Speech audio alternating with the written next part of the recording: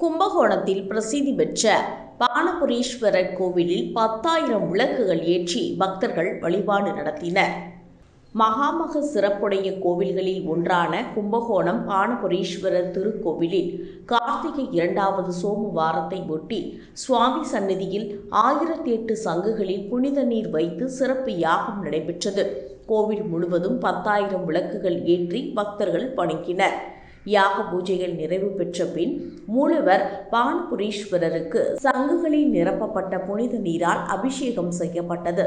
இந்த வைபவத்தில் ஏராளமான பக்தர்கள் பங்கேற்று சுவாமி தரிசனம் செய்தனர்.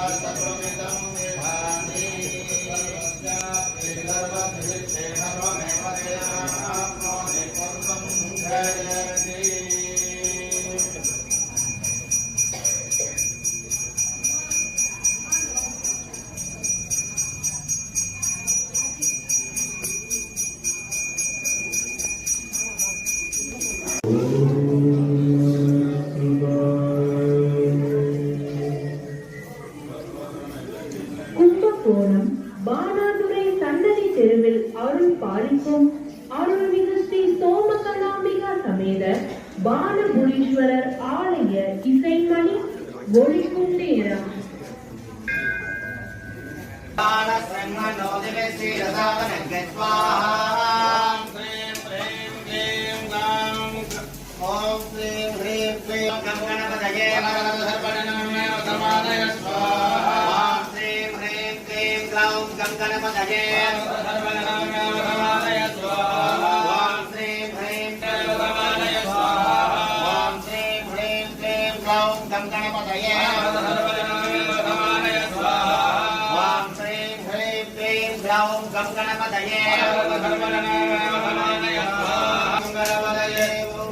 உங்கள் ராசியின் டிசம்பர் மாத பலன்களை மிக துல்லியமாக தெரிந்து கொள்ளலாம்.